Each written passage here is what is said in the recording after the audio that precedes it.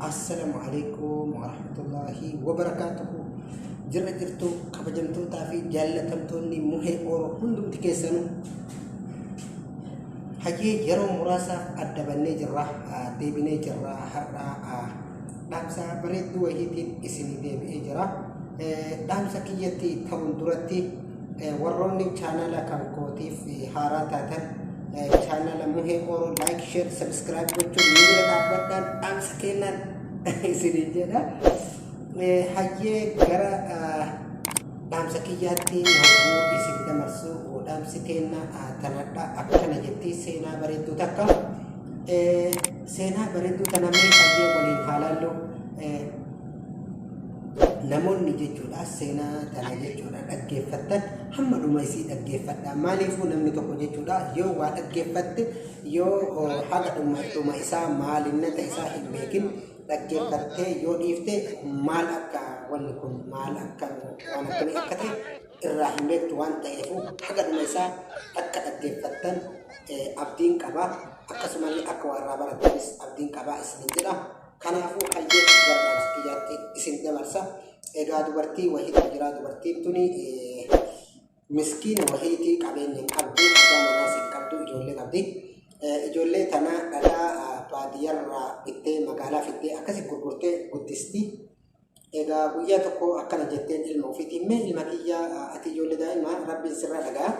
du'aayii naa godhii akka rabbiin ifaajee tana jalaa na baasu akka rabbiin nu dabarsuu jetteeni akkasuma mana barnootaa illee si galchaa akkasuma uffata illee si bitaa daftara si bitaa mee du'aayii naa godhii ilma kiyya jetteeni mucaan aayyoo tiyyaa rabbiin si haa dabarsuu jedhee du'aayii godheef akka ajaa'ibaatitti ijoollumatee hin qabdu namni gaariin jechuudha. Kaatee dubartiin akkuma aadaa ofii dhadhaa ofii matarra baatte gara magaalaa qajeelte. Gara magaalaa deemte magaalaa isin dhaqxu tana keessa abbaa qabeenyaa wayiitu jira. Abbaan qabeenyaa kun nama boon wayiiti akka bada namni ana malee namni hin jiru jedha. Namni tokko akka isa jala dubbatu hin barbaadu. Egaa dubartiin tuni hin dhuftee magaalaa namichi kaan dhaqee nama kaan bira dhaqee dhadhaa gaafataa kunillee hin taane jedhee bira taraa kunillee hin taane jedhee bira taraa hin dhufte dubartiin tun amma egaa bakka dhadhaa itti gurguran amma hin arge dhadhaa qabdaa haadha hin jedheen eenin qabaa jette. Egaa hayyee fidii kaasirraa bitaa jedheeni yeroo isiin mataa ofii irraa gafuutu dhadhaa kana dhadhaan uffata namichaa tuqe kootii namichaa hin tuqe. Kootii namichaa tuqee jennaan namichi hin dallane hin lole akkamitti uffata kiyyaan na tuqxe uffata kiyya naa kafali maal uffanni maal ta'e sii miicaati dhiifama naa godhi dogongora siif tuqe dogongora wanni jedhamu na bira hin jiru uffata kiyya naa miici wanni jedhamullee hin jiru uffata kiyya naa kafali birriin isaa meeqa sii kaffala 20,000 as kennu yaa obboleessa kiyya ani birrii 20,000 gurraan dhagaye malee ijaanuu argeen beeku eessaa sii fuudhee sii kafala yoo naa miici naan jette sii miica waan kanaan alaa ani wanni godhu jiru dhiifama naa godhii siin jedhee jette dhiifama wanni jedhamu na bira hin jiru ani dhiifama waan jedhamu kana hin beeku hin jedhaani ol kadhatte gakkadhatte ummanni hin kadhate warri gabayaa keessa jiru hin kadhatanii hin dadhabanii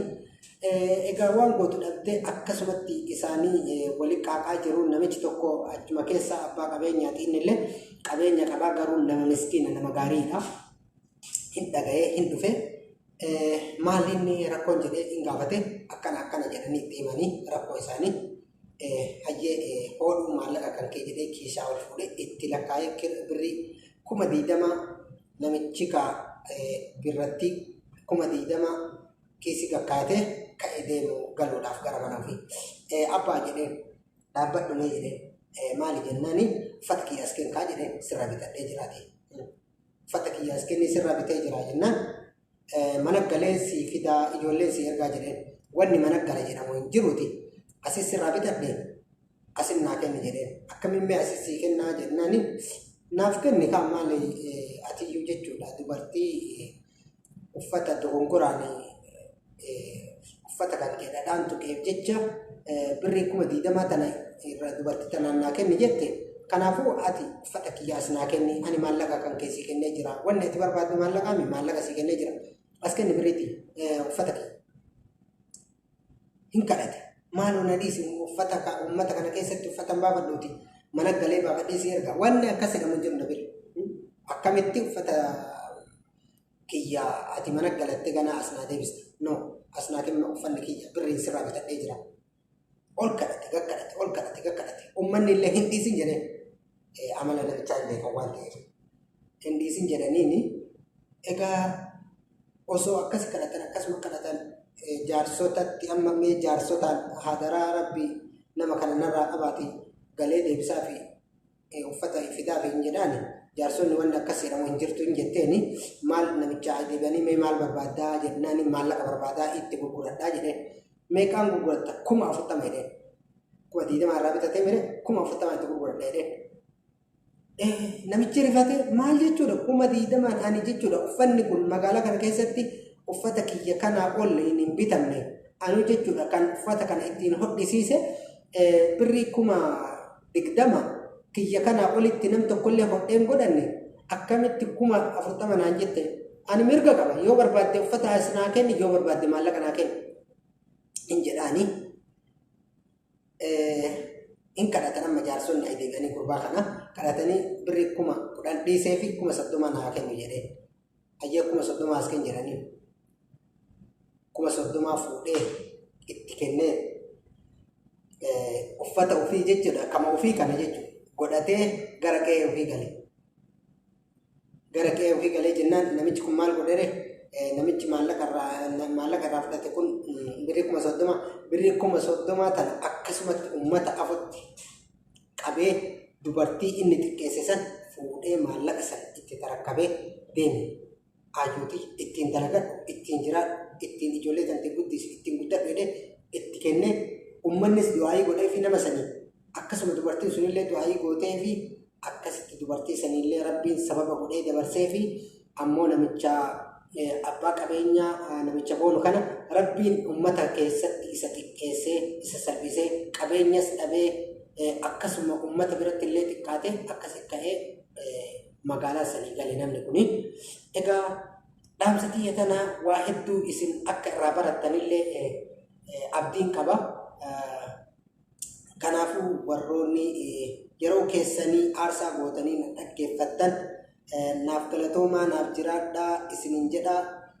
warroonni chaanaala kanaaf haaraa taatan like share subscribe gochuu hin dagatina akkasumallee yoo dogongora jiruu fi